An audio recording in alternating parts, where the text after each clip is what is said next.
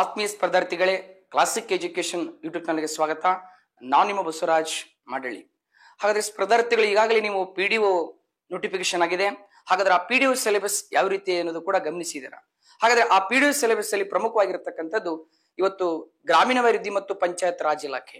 ಹಾಗಾದ್ರೆ ಆ ಗ್ರಾಮೀಣಾಭಿವೃದ್ಧಿ ಮತ್ತು ಪಂಚಾಯತ್ ರಾಜ್ ಇಲಾಖೆ ಬಗ್ಗೆ ಯಾವ ರೀತಿ ಪ್ರಶ್ನೆಗಳು ಬರ್ತವೆ, ಹಾಗಾದ್ರೆ ಆ ಗ್ರಾಮೀಣಾಭಿವೃದ್ಧಿ ಪಂಚಾಯತ್ ರಾಜ್ಗೆ ಸಂಬಂಧಪಟ್ಟಿರ್ತಕ್ಕಂಥ ಸಮಿತಿಗಳು ಯಾವ್ಯಾವು, ಹಾಗಾದ್ರೆ ಆ ಯಾವ ಸಮಿತಿ ಶಿಫಾರಸಿನ ಮೇರೆಗೆ ಇವತ್ತು ಸಂವಿಧಾನಾತ್ಮಕವಾಗಿ ನಾವು ಅಳವಡಿಸಿಕೊಂಡಿವಿ. ಹಾಗಾದ್ರೆ 73, 74ನೇ ಸಂವಿಧಾನ ತಿದ್ದುಪಡಿಗಳು ಜಾರಿಗೆ ಬಂದವು. ಹಾಗಾದ್ರೆ 73ನೇ ಸಂವಿಧಾನ ತಿದ್ದುಪಡಿ ಮೂಲಕ ನಾವು ಪಂಚಾಯತ್ ರಾಜ್ ವ್ಯವಸ್ಥೆನ ಅಳವಡಿಸಿಕೊಂಡ್ವಿ. ಹಾಗಾದ್ರೆ ಯಾವ ರಾಜ್ಯವು ಸಂವಿಧಾನಾತ್ಮಕವಾಗಿ ಇಲ್ಲಿ ಪಂಚಾಯತ್ ರಾಜ್ ವ್ಯವಸ್ಥೆನ ಅಳವಡಿಸಿಕೊಂಡ ಮೊದಲ ರಾಜ್ಯ ಯಾವುದು? ಹಾಗಾದ್ರೆ ಆ ಪಂಚಾಯತ್ ರಾಜ್ಯಗಳು ಯಾವ ರೀತಿ ವಿಕೇಂದ್ರೀಕರಣಗೊಂಡವು ಅಂದ್ರೆ ಗ್ರಾಮೀಣ ಜಿಲ್ಲಾ ಪಂಚಾಯತ್, ತಾಲೂಕು ಪಂಚಾಯತ್, ಗ್ರಾಮ ಪಂಚಾಯತ್. ಹಾಗಾದ್ರೆ ಇವತ್ತು ಜಿಲ್ಲಾ ಪಂಚಾಯಿತಿ, ತಾಲೂಕು ಪಂಚಾಯಿತಿ, ಗ್ರಾಮ ಪಂಚಾಯತಿಗೆ ಸಂಬಂಧಪಟ್ಟಿರ್ತಕ್ಕಂಥ ಪ್ರಶ್ನೆಗಳು ಯಾವ ರೀತಿ ಬರ್ತವೆ. ಹಾಗಾದ್ರೆ 73 ತಿದ್ದುಪಡಿ ನಮ್ಮ ಕರ್ನಾಟಕ ರಾಜ್ಯದಲ್ಲಿ ಕೂಡ ಯಾವ ರೀತಿ ಬಂತು. ಹಾಗಾದ್ರೆ ಆ ಕರ್ನಾಟಕ ಪಂಚಾಯತ್ ರಾಜ್ ಕಾಯ್ದೆ ಯಾವಾಗ ಜಾರಿಗೆ ಬಂತು, ಯಾವಾಗ ಸಂವಿಧಾನಾತ್ಮಕವಾಗಿ ನಾವು ಅಳವಡಿಸಿಕೊಂಡ್ವಿ. ಹಾಗಾದ್ರೆ ಇದಕ್ಕಿಂತ ಮುಂಚೆ ಕರ್ನಾಟಕದಲ್ಲಿ ಪಂಚಾಯತ್ ರಾಜ್ ಕಾಯ್ದೆ ಇತ್ತ? ಹಾಗಾದ್ರೆ ಮೈಸೂರು ಒಡೆಯರ ಕಾಲದಲ್ಲಿ ಕೂಡ ಇತ್ತ? ಹಾಗಾದ್ರೆ ಆ ಪಂಚಾಯತ್ ರಾಜ್ ಕಾಯ್ದೆ ಸಂವಿಧಾನಾತ್ಮಕವಾಗಿ ಯಾವಾಗ ಅಳವಡಿಸಿಕೊಂಡ್ವಿ? ಆ ಸಮಯದಲ್ಲಿ ಯಾವ ಮುಖ್ಯಮಂತ್ರಿ ಇದ್ರು, ಯಾವ ರಾಜ್ಯಪಾಲರಿದ್ರು, ಹಾಗಾದ್ರೆ ಯಾರು ಗ್ರಾಮೀಣಾಭಿವೃದ್ಧಿ ಸಚಿವರಿದ್ರು, ಅದು ಬಹಳ ಇಂಪಾರ್ಟೆಂಟ್ ಆಗ್ತದೆ. ಹಾಗಾಗಿ ಇವತ್ತು ಗ್ರಾಮೀಣಾಭಿವೃದ್ಧಿಗೆ ಸಂಬಂಧಪಟ್ಟ ಹಾಗೆ, ಹಾಗಾದ್ರೆ ಈ ಗ್ರಾಮೀಣಾಭಿವೃದ್ಧಿಗೆ ಇವತ್ತು ಸಂವಿಧಾನಾತ್ಮಕವಾಗಿ 73ನೇ ತಿದ್ದುಪಡಿ ಮೂಲಕ ಇವತ್ತು ನಾವು ಗ್ರಾಮೀಣಾಭಿವೃದ್ಧಿ ಪಂಚಾಯತ್ ರಾಜ್ ಇಲಾಖೆಗೆ ಸಂವಿಧಾನ ಸ್ಥಾನಮಾನ ಕೊಟ್ಟಿದ್ದೇವೆ. ಹಾಗಾದ್ರೆ ಇವತ್ತು ಗ್ರಾಮೀಣಾಭಿವೃದ್ಧಿಗೆ ಸಂಬಂಧಪಟ್ಟಿರ್ತಕ್ಕಂಥ ಜಿಲ್ಲಾ ಪಂಚಾಯಿತಿ, ತಾಲೂಕು ಪಂಚಾಯಿತಿ, ಗ್ರಾಮ ಪಂಚಾಯಿತಿ. ಹಾಗಾದ್ರೆ ಗ್ರಾಮ ಪಂಚಾಯಿತಿ ಅಂದ್ರೆ ಒಂದು ಎಷ್ಟು ಜನಸಂಖ್ಯೆಗೆ ಒಂದು ಗ್ರಾಮ ಪಂಚಾಯಿತಿ ಇರ್ತದೆ, ಓಕೆ, ಎಷ್ಟು ಜನಸಂಖ್ಯೆಗೆ ತಾಲೂಕು ಪಂಚಾಯಿತಿ ಮಾಡ್ತಾರೆ, ಎಷ್ಟು ಜನಸಂಖ್ಯೆಗೆ ಒಂದು ಜಿಲ್ಲಾ ಪಂಚಾಯತಿ ಸದಸ್ಯನ ಆಯ್ಕೆ ಮಾಡಬಹುದು, ಹಾಗಾದ್ರೆ ಎಷ್ಟು ಚುನಾಯಿತ ಮೆಂಬರು, ಎಷ್ಟು ಮತದಾರರಿಂದ ಗ್ರಾಮ ಪಂಚಾಯತಿ ಸದಸ್ಯರಾಗಬಹುದು. ಹಾಗಾದ್ರೆ ಆ ಗ್ರಾಮ ಪಂಚಾಯತಿ ಸದಸ್ಯರಾಗಬೇಕಾದ್ರೆ ಏನು ಅರ್ಹತೆಗಳು ಇರಬೇಕು, ಹಾಗಾದ್ರೆ ಅವರ ಅನರ್ಹತೆಗಳು ಏನು, ಅವು ಕೂಡ ಬಹಳ ಇಂಪಾರ್ಟೆಂಟ್ ಆಗ್ತದೆ. ಜೊತೆಗೆ ಇವತ್ತು ಸಾಮಾನ್ಯವಾಗಿ ಏನಪ್ಪಾ ಅಂದ್ರೆ ಮೊದಲು ಸ್ಪೆಸಿಫಿಕ್ ಪೇಪರ್ ನೀಡ್ತಾ ಇದ್ರು, ಬಟ್ ಇಲ್ಲೇ ಏನ್ ಮಾಡಿದ್ದಾರೆ ಅಂದ್ರೆ ಗ್ರಾಮೀಣಾಭಿವೃದ್ಧಿಗೆ ಸಂಬಂಧಪಟ್ಟಿರ್ತಕ್ಕಂಥ ಕೆಲವು ಇಂಪಾರ್ಟೆಂಟ್ ಪ್ರಮುಖವಾಗಿರ್ತಕ್ಕಂಥ ಪ್ರಶ್ನೆಗಳು ಸಹಜವಾಗಿ ಕೇಳ್ತಾನೆ. ಹಾಗಾಗಿ ಅಥವಾ ಆಧುನಿಕವಾಗಿ ಅಂದ್ರೆ 73 ತಿದ್ದುಪಡಿ ಮೂಲಕನೂ ಕೇಳ್ಬೋದು, ಅಥವಾ ಇತರ ಸ್ವಲ್ಪ ಇತಿಹಾಸ ಪೂರ್ವ ಕಾಲದಲ್ಲೂ ಕೂಡ ಪ್ರಶ್ನೆ ಕೇಳ್ಬೋದು. ಯಾಕಂದ್ರೆ ನಾವು ಸ್ಥಳೀಯ ಸರ್ಕಾರ ಅಂದಾಗ ಚೋಳರ ಆಡಳಿತವು ಕೂಡ ಇಲ್ಲಿಗೆ ನಾವು ನೋಡ್ಬೇಕಾಗತ್ತೆ. ಅದ್ರ ಮೇಲೆ ಕೂಡ ಒಂದು ಪ್ರಶ್ನೆ ಬರಬಹುದು.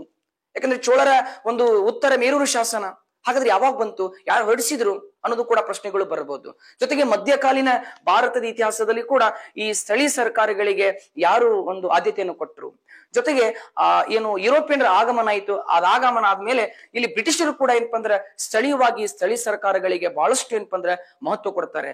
ಜೊತೆಗೆ ನೀವು ನೋಡಿರ್ಬೋದು ಲಾರ್ಡ್ ರಿಪ್ಪನನ ಗೊತ್ತುವಳಿಗಳು ಇರ್ಬೋದು, ಲಾರ್ಡ್ ಮೇಯನ ಗೊತ್ತುವಳಿಗಳು ಅವೇನ್ ಹೇಳ್ತವೆ, ಅದ್ರ ಮೇಲೆ ಯಾವ ರೀತಿ ಸ್ಪರ್ಧಾತ್ಮಕ ಪರೀಕ್ಷೆಗಳ ಮೇಲೆ ಪ್ರಶ್ನೆಗಳು ಬರಬಹುದು.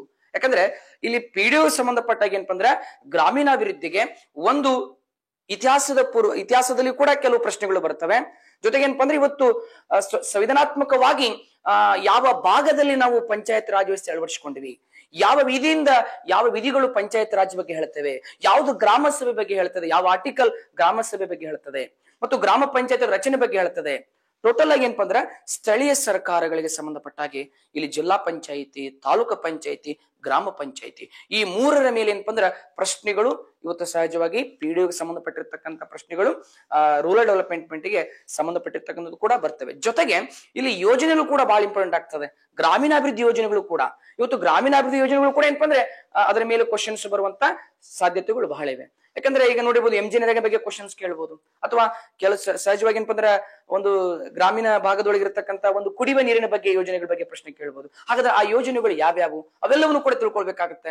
ಯಾಕಂದ್ರೆ ಸ್ಥಳೀಯವಾಗಿ ಇವತ್ತು ಗ್ರಾಮ ಪಂಚಾಯತಿಗೆ ಸಂಬಂಧಪಟ್ಟಿರ್ತಕ್ಕಂಥ ಇವತ್ತು ಇನ್ನೊಂದೇನಪ್ಪ ಅಂದ್ರೆ PDOಗೆ ಅಷ್ಟೇ ಅಲ್ಲ, ವಿಲೇಜ್ ಅಕೌಂಟೆಂಟ್ಗೂ ಕೂಡ ಇದು ಅನುಕೂಲ ಆಗುವಂತದ್ದು. ಯಾಕಂದ್ರೆ ಗ್ರಾಮ ಲೆಕ್ಕಾಧಿಕಾರಿ ಕೂಡ ಈ ಒಂದು ಸಿಲೆಬಸ್ ಕೂಡ ನೀವು ನೋಡಿರ್ಬೋದು. ಯಾಕಂದ್ರೆ ಇಲ್ಲಿ ಒಂದು ಗ್ರಾಮ ಪಂಚಾಯತಿಗೆ ಸಂಬಂಧಪಟ್ಟಿರ್ತಕ್ಕಂಥದ್ದು ಇದು PDO ಆಗಿದ್ದರಿಂದ ಗ್ರಾಮ ಪಂಚಾಯತಿ ಮೇಲೆ ಸಾಕಷ್ಟು ಪ್ರಶ್ನೆಗಳು ಬರ್ತವೆ. ಅದಕ್ಕ ಸ್ಪರ್ಧಾರ್ಥಿಗಳು ಈ ಸಂವಿಧಾನಾತ್ಮಕವಾಗಿ ಏನು ಸ್ಥಳೀಯ ಸರ್ಕಾರಗಳಿಗೆ ಸ್ಥಾನಮಾನ ಕೊಟ್ಟರು, ಅದು ಯಾವ ತಿದ್ದುಪಡಿ ಮೂಲಕ, ಯಾವಾಗ ಲೋಕಸಭೆಯಲ್ಲಿ ಅಂಗೀಕಾರ ಆಯ್ತು, ಯಾವಾಗ ರಾಜ್ಯಸಭೆಯಲ್ಲಿ ಅಂಗೀಕಾರ ಆಯ್ತು, ಹಾಗಾದ್ರೆ ರಾಷ್ಟ್ರಪತಿ ಅಂಕಿತ ಯಾವಾಗ ಹಾಕಿದ್ರು, ಹಾಗಾದ್ರೆ ಭಾರತದಲ್ಲಿ ಪಂಚಾಯತ್ ರಾಜ್ ಕಾಯ್ದೆ ಯಾವಾಗ ಜಾರಿಗೆ ಬಂತು, ಯಾವ ರಾಜ್ಯ ಅದನ್ನು ಸಂವಿಧಾನಾತ್ಮಕವಾಗಿ ಮೊದಲ ಬಾರಿಗೆ ಅಳವಡಿಸಿಕೊಳ್ತು, ನಮ್ಮ ರಾಜ್ಯವೂ ಕೂಡ ಯಾವಾಗ ಅಳವಡಿಸಿಕೊಳ್ತು ಅನ್ನೋದು ಕೂಡ ಸಾಕಷ್ಟು ಪ್ರಶ್ನೆಗಳು ಈ ಒಂದು ಗ್ರಾಮೀಣಾಭಿವೃದ್ಧಿ ಪಂಚಾಯತ್ ರಾಜ್ ಬಗ್ಗೆ ಪ್ರಶ್ನೆಗಳು ಬರ್ತವೆ. Okay, S.